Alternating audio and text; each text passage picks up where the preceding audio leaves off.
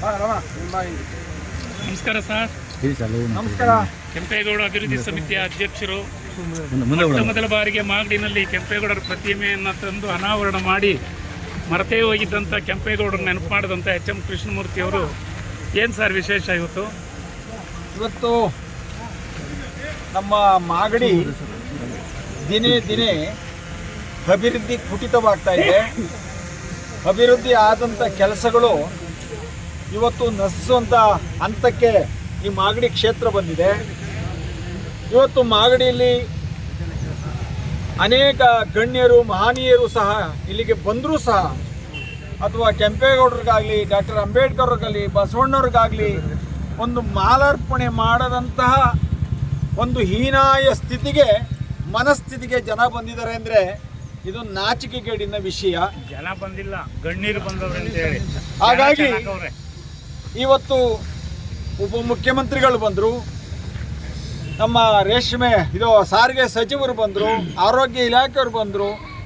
ಇಷ್ಟೊಂದು ಗಣ್ಯರನ್ನು ನಮ್ಮ ಎಚ್.ಎಂ. ರೇವಣ್ಣವರು, ಯಾಕಂದರೆ ಇಲ್ಲಿ ಆಗು ಹೋಗುಗಳನ್ನು ಗೊತ್ತಿದ್ದಂಥವ್ರು, ಬಾಲಕೃಷ್ಣರ ಕೊಟ್ಟಂಥ ನೋವುಗಳನ್ನು ಸಹಿಸ್ಕೊಂಡಂಥವ್ರು, ಇವತ್ತು ಪಕ್ಷ ಅನ್ನೋ ಒಂದೇ ಒಂದು ಕಾರಣಕ್ಕೆ ಇವತ್ತು ಅವರಿಗೆ ಬೆಂಬಲವಾಗಿ ನಿಂತು ಸರಿ ತಪ್ಪುಗಳನ್ನು ತಿದ್ದದಂಥ ಹಂತಕ್ಕೆ ಇವರು ಬಂದು ನಿಂತಿದ್ದಾಗ ಬಹಳ ನೋವಾಯಿತು. ಮೊನ್ನೆ ಕಾರ್ಯಕ್ರಮ ಆಯಿತು 29ನೇ ತಾರೀಕು. ಒಂದೇ ಒಂದು ಕೆಂಪೇಗೌಡರ ನಾಡು, ಕೆಂಪೇಗೌಡರ ನುಡಿ, ಕೆಂಪೇಗೌಡರ ಇತಿಹಾಸವನ್ನು ಹೇಳುವಂಥ ಜನನಾಯಕರು ಒಂದು ಹಾರವನ್ನು ಹಾಕುವಂಥ ಪರಿಜ್ಞಾನ ಇಲ್ಲದಂಥ ವ್ಯವಸ್ಥಿತ ಮಾಡ್ಕೊಂಡಿದ್ದಾರೆ. ಅಂದರೆ ಇವತ್ತು ಮಾಗಡಿ ಕ್ಷೇತ್ರ ಏನೋ ಅಭಿವೃದ್ಧಿ ಆಗ್ತದೆ ಅಂತ ನಿಮ್ಗೆಲ್ಲರಿಗೂ ಏನೋ ಕನಸಿದೆಯಾ? ನನಗೇನೋ ಆ ಕನಸಿಲ್ಲ. ಯಾಕೆಂದರೆ ಈ ದಿನೇ ನೋಡಿದಾಗ ಇವರು ಮಾಡುವಂಥ ಕೆಲಸಗಳು, ನಮ್ಮ ಶಾಸಕರು ತಗೊಳ್ಳುವಂಥ ನಿರ್ಧಾರಗಳು, ಅದು ಯಾರಿಗೂ ಒಂದು ಒಳ್ಳೆಯ ಅಭಿವೃದ್ಧಿ ಆಗ್ತದೆ ಎನ್ನುವಂಥ ವಿಷಯ ನಮಗೆ ಗೊತ್ತಿಲ್ಲ. ಅದರ ಜೊತೆಯಲ್ಲಿ ಇವಾಗ ಹಾಸ್ಪಿಟ್ಲ್ ಕಟ್ಟುವ ಹೆಸರಿನಲ್ಲಿ ಇವತ್ತು ಕೆಂಪೇಗೌಡರ ಶಿಲೆಯನ್ನು ನಾವು ವರ್ಗಾವಣೆಯನ್ನು ಮಾಡ್ತೀವಿ ಅನ್ನುವಂಥ ವಿಚಾರವನ್ನು ಅವರು ಹೇಳಿದ್ದಾರೆ. ನಮಗೆ ಏನು ನೋಟಿಸ್ ಕೊಟ್ಟಿಲ್ಲ, ನಾವು ಮಾಡಿದಂಥವರು ಅಥವಾ ಮುಂದೆ ಏನು ಮಾಡಬೇಕು ಅಂತ ವಿಷಯವನ್ನು ಕೊಟ್ಟಿಲ್ಲ. ತೆರವನ್ನು ಮಾಡಿಸ್ತೀವಿ ಅಂತ ಹೇಳ್ತಾ ಕಾರಣ ಮಾಡ್ತಾ ಇದ್ದಾರೆ. ಅವರು ಯಾವತ್ತೂ ಅವ್ರ ತೀರ್ಮಾನವನ್ನು ತಗೋತಾರೋ ನಮಗೆ ಗೊತ್ತಿಲ್ಲ. ಅವ್ರ ತೀರ್ಮಾನ ಅವರು ತಗೊಳ್ಳಿ. ಇದೇ ವಿಷಯವಾಗಿ ನಾನು ಮಾಗಡಿ ಪೊಲೀಸ್ ಸ್ಟೇಷನ್ನ ಸರ್ಕಲ್ ಇನ್ಸ್ಪೆಕ್ಟರ್ ಅವರು ಮತ್ತು DYSP ಅವ್ರ ಹತ್ರ ನಾನು ಮಾತಾಡಿದೆ. ಇಲ್ಲ, ಯಾವುದೇ ನಿಮಗೆ ನೋಟಿಸ್ ಬರೆದಿರ ಯಾವುದೇ ಕಾರಣಕ್ಕೂ ಕೆಂಪೇಗೌಡರ ಶಿಲೆ ವಿನ್ಯಾಸವನ್ನು ಅಲುಗಾಡಿಸಲಿಕ್ಕೆ ಸಾಧ್ಯ ಇಲ್ಲ ಅಂತ ಸಂದರ್ಭ ಬಂದಾಗ ನಿಮಗೆ ಮಾಹಿತಿಯನ್ನು ಕೊಡ್ತೀವಿ ಎನ್ನುವಂಥ ವಿಚಾರವನ್ನು ನಮ್ಮ ದಕ್ಷ ಅಧಿಕಾರಿಗಳು ಹೇಳಿದ್ದಾರೆ. ಹಾಗಾಗಿ ಇದರೆಲ್ಲ ಬೆಳವಣಿಗೆಗಳನ್ನು ನೋಡಿದಾಗ ಇವತ್ತು ಮಾಗಡಿಯಲ್ಲಿದ್ದಂಥ ಅನೇಕ ಕೆಂಪೇಗೌಡರ ಇತಿಹಾಸ ಇರುವಂಥ ಒಂದು ಕಟ್ಟಡಗಳಿರ್ಬೋದು, ಮೈದಾನಗಳಿರ್ಬೋದು, ಮತ್ತು ಅವರು ಏನು ವ್ಯವಸ್ಥಿತವಾಗಿ ಈ ಕೆಂಪೇಗೌಡರ ನಾಡಿಗೆ ವಿಶಾಲವಾದಂಥ ಪ್ರದೇಶವನ್ನು ಕೊಟ್ಟಿದ್ರು ಅವೆಲ್ಲವೂ ನಶಿಸ್ತಾ ಇದೆ.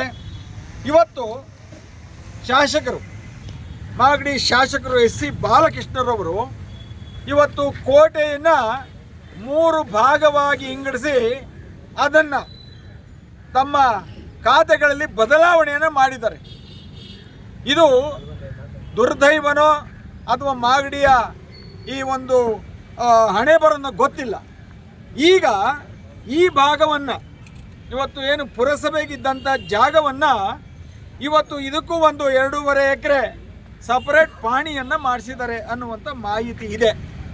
ಹೀಗೆ ಸರ್ಕಾರದ ಅಧೀನದ ಅಧಿಕಾರಿಗಳನ್ನು ಬಳಸ್ಕೊಂಡು ಪ್ರತಿನಿತ್ಯ ಪ್ರತಿ ಗಂಟೆಗಳಲ್ಲಿ ಈ ಮಾಗಡಿ ಕ್ಷೇತ್ರದ ಅಭಿವೃದ್ಧಿಯನ್ನು ಕುಟಿತಗೊಳಿಸೋದಾದರೆ ಈ ಮಾಗಡಿ ಮುಂದಿನ ಗತಿ ಏನು ಅನ್ನೋದು ಬಹಳ ನಮಗೆ ಆಲೋಚನೆ ಇದೆ.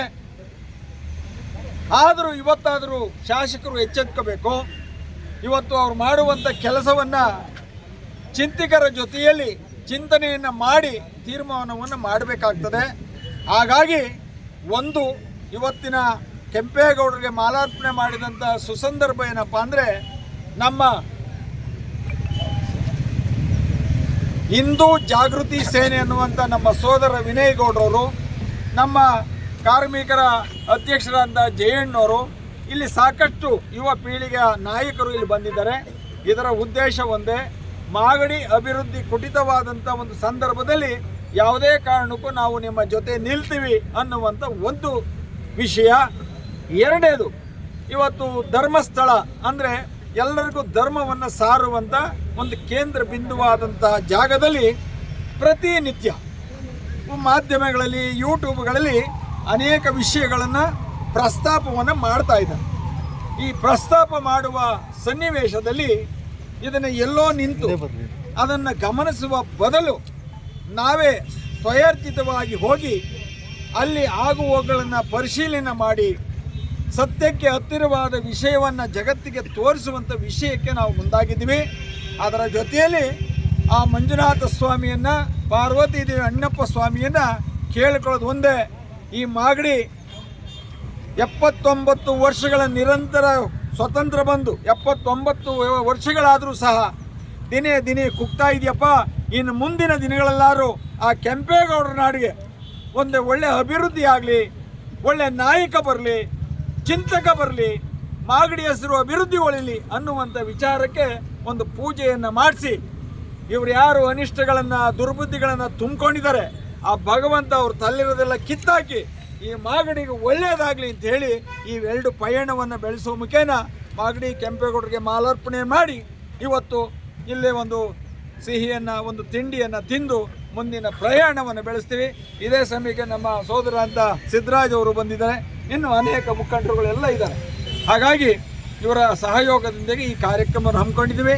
ಈ ಮುಂದೆ ಏನಾದರೂ ಒಂದು ಮಾಡುವಂಥ ಕೆಲಸ ಇದ್ದರೆ ಈ ಅವಿವೇಕಿ ಕೆಲಸವನ್ನು ಮಾಡೋದು ಬಿಟ್ಟು ಮೊದಲಿಗೆ ಈ ನಾಡನ್ನು ಕಟ್ಟಿದಂಥ ಪುಣ್ಯಾತ್ಮನ ಸ್ಮರಣೆ ಮಾಡಿ, ಡಾಕ್ಟರ್ ಅಂಬೇಡ್ಕರ್ ಅವ್ರನ್ನ ಸ್ಮರಣೆ ಮಾಡಿ, ಅಲ್ಲಿ ನಮ್ಮ ಇಲ್ಲೇ ಪಕ್ಕದಲ್ಲಿ ನಮ್ಮ ಬಸವಣ್ಣವ್ರು ಇದ್ದಾರೆ, ಇವರೆಲ್ಲ ಜಗತ್ತಿಗೆ ಜಾಹೀರಾತಾಗಿ ಈ ಜಗತ್ತಿಗೆ ಕೊಡುಗೆಯನ್ನು ಕೊಟ್ಟು ಆದರ್ಶ ಪುರುಷರಾಗಿ ಈ ದೇಶಕ್ಕೆ, ಈ ನಾಡಿಗೆ, ಪ್ರಪಂಚಕ್ಕೆ ಇತಿಹಾಸವನ್ನು ತೋರಿಸಿಕೊಂಡ ಆ ಪುಣ್ಯಾತ್ಮರಿಗೆ ಮೊದಲು ಗೌರವ ಕೊಟ್ಟು ಮುಂದಿನ ಕೆಲಸವನ್ನು ಮಾಡಲಿ ಅನ್ನುವಂಥ ವಿಷಯವನ್ನು ತಮ್ಮ ಮುಂದೆ ಹೇಳ್ತಾ ಇದ್ದೀನಿ.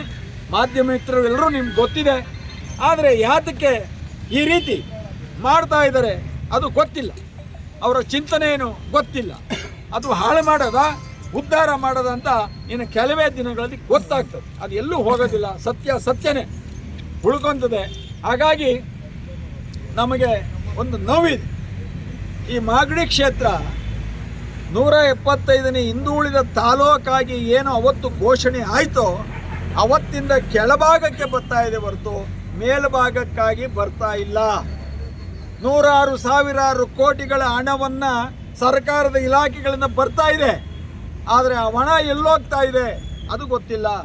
ಯಾವುದೇ ಕೆಲಸಕ್ಕೂ ಒಂದು ಬೋಲ್ಡ್ ಆಗ್ತಾ ಇಲ್ಲ, ಯಾರೇ ಕೇಳಿದ್ರು ಅದಕ್ಕೆ ಮಾಹಿತಿ ಕೊಡ್ತಾ ಇಲ್ಲ. ಈ ಸರ್ವಾಧಿಕಾರಿ ಧೋರಣೆ ಈ ಮಣ್ಣಿಗೆ ಅದು ತರವಲ್ಲ. ಇದನ್ನು ನಾನು ಘಂಟಾಘೋಷವಾಗಿ ಹೇಳ್ತೀನಿ. ಹಾಗಾಗಿ ನಾವು ಇನ್ನು ಮುಂದಿನ ದಿನಗಳಲ್ಲಿ ಅವರು ಮಾಡಿದಂಥ ಅನ್ಯಾಯಗಳನ್ನು ಬಯಲಿಗೆಳೆಯುವಂಥ ಕೆಲಸವನ್ನು ನಾನು ಮಾಡ್ತೀನಿ. ಯಾಕೆಂದರೆ ಒಳ್ಳೆಯವರು ಯಾರು, ಕೆಟ್ಟವರು ಅಂದರೆ ನಾವೆಲ್ಲ ದಾಖಲೆಯ ಮುಂದೆ ನಿಂತು ಯಾರ್ಯಾರು ಯಾವ್ಯಾವ ಕೆಲಸಕ್ಕೆ ಏನೇನು ಮಾಡಿದ್ದಾರೆ ಅನ್ನುವುದು ಭಾಳ ವಿಚಾರ ದೊಡ್ಡದಾಗಿದೆ. ಇವತ್ತು ನಮ್ಮ ಗೌರಮ್ಮನ ಕೆರೆ ಇವತ್ತೇನೋ ಅಭಿವೃದ್ಧಿಗೆ 20 ಕೋಟಿ ಹಣವನ್ನು ಬಿಡುಗಡೆ ಮಾಡ್ತಾರೆ. ಯಾವತ್ತಾದರೂ ಆ ಒಂದು ಕಲ್ಲು ಕಿತ್ತು ಕಲ್ಲು ಇಡೋದಕ್ಕೆ 20 ಕೋಟಿ 10 ಕೋಟಿ 15 ಕೋಟಿ ಬಿಲ್ ಮಾಡ್ತಾರೆ ಅಂದರೆ ದೇವ್ರು ಮೆಚ್ಚಬೇಕಲ್ರಿ, ದೇವ್ರು ಮೆಚ್ಚಬೇಕು. ಬೇಡ, ಈ ನಾಡು ಕಡಿದ ಪುಣ್ಯಾತ್ಮ ಕೆಂಪೇಗೌಡಗಾರು ಸಂತೋಷ ಆಗಬೇಕು. ಅದೂ ಇಲ್ಲ ಅಂದರೆ ಈ ಪ್ರಜೆಗಳಿಗಾರು ಸಂತೋಷ ಆಗ್ಬೇಕಲ್ರಿ. ಯಾರಿಗೂ ಆಗಲಿಲ್ಲ ಅಂದರೆ ಯಾರ್ದೋ ಒಬ್ಬರು ಸ್ವಾರ್ಥಕ್ಕೆ ಈ ನಾಡನ್ನು, ಈ ಮಣ್ಣನ್ನು, ಇಲ್ಲಿನ ಹಿರಿಮೆಯನ್ನು ಮಣ್ಣು ಪಾಲು ಮಾಡಕ್ಕೆ ಹೊರಟಿದ್ರಲ್ಲ ಅದು ತರುವಲ್ಲ. ಇದನ್ನು ಏನೇ ಮಾಡಿದ್ರು ಚಿಂತೆಯನ್ನು ಮಾಡಿ, ಇಲ್ಲಿ ಸಾಕಷ್ಟು ಜನ ಇದ್ದಾರೆ, ಅವ್ರನ್ನೆಲ್ಲ ಸೇರಿಸಿ ನಿಮ್ಮ ಅಭಿವೃದ್ಧಿ ಕಾರ್ಯಕ್ರಮಕ್ಕೆ ನೀವು ಮುಂದಾಗಿ ಇವತ್ತು ಆಸ್ಪತ್ರೆ ಕಟ್ಟಬೇಕು ಅಂತ ಇವತ್ತು ಈ ಕಡೆ ಬಂದಿದ್ರಿ. ಇರೋ ಆಸ್ಪತ್ರೆಯನ್ನು ಯಾಕೆ ಡೆಮಾಲೇಷನ್ ಮಾಡಿ ಕಟ್ಟಬಾರ್ದು? ಅದೇನು ಕಟ್ಟಬಾರ್ದು ಅಂತ ಯಾರನ್ನ ಹೇಳಿದಾರಾ? ಅದೇ ಆಸ್ಪತ್ರೆ ವಿಶಾಲವಾಗಿ 5 ವರ್ಷಕ್ಕೆ 6 ವರ್ಷಕ್ಕೆ ಒಂದು 50 ಅಡಿ 30 ಅಡಿ ಒತ್ತಿಸ್ಕೊಂಡು ಒಂದೊಂದು ರೂಮ್ ಕಟ್ತೀರಿ.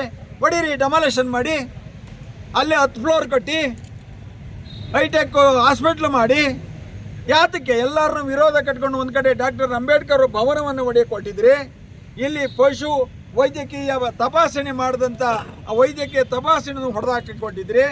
ಈಗ ಮತ್ತೆ ಕೆಂಪೇಗೌಡರ ಶಿಲೆ ಹಾಕೋಕ್ಕೂ ಬರ್ತಾ ಇದ್ದೀರಿ. ನಿಮ್ಮ ಉದ್ದೇಶ ಏನು? ಇವತ್ತು ಮಾಗಡಿಗೆ ಬರುವಂಥ ಜನ ಈ ಜಾಗ ಹೊರತುಪಡಿಸಿದ್ರೆ ಅವರು ನಿಲ್ಲಲಿಕ್ಕೂ ಜಾಗ ಇಲ್ಲ, ಎಲ್ಲೂ ಇಲ್ಲ. ಮೊದಲು ಮನಗಂಡಿ ಇದೇ ರೀತಿ ಧೋರಣೆಯನ್ನು ಇಲ್ಲಿಗೆ ನಿಲ್ಲಿಸಿ ಅಂತೇಳಿ ಮಾಧ್ಯಮದ ಮುಖಾಂತರ ಹೇಳ್ತಾ ಇದ್ದೀನಿ.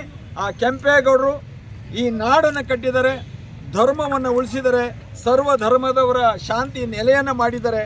ಅದಕ್ಕೋಸ್ಕರ ನನ್ನ ವೈಯಕ್ತಿಕ ನೀವೇನಾದರೂ ದ್ವೇಷ ಮಾಡಿ ಆ ಕೆಂಪೇಗೌಡರ ಬಗ್ಗೆ, ಬಸವಣ್ಣವ್ರ ಬಗ್ಗೆ, ಅಂಬೇಡ್ಕರ್ ಅವ್ರ ಬಗ್ಗೆ ನೀವು ದ್ವೇಷ ಮಾಡಬೇಡಿ. ಅವ್ರ ಹೆಸರು ಹೇಳ್ಕೊಂಡೇ ಇಲ್ಲಿವರೆಗೂ ನೀವು ಜೀವನವನ್ನು ಮಾಡಿದ್ರಿ.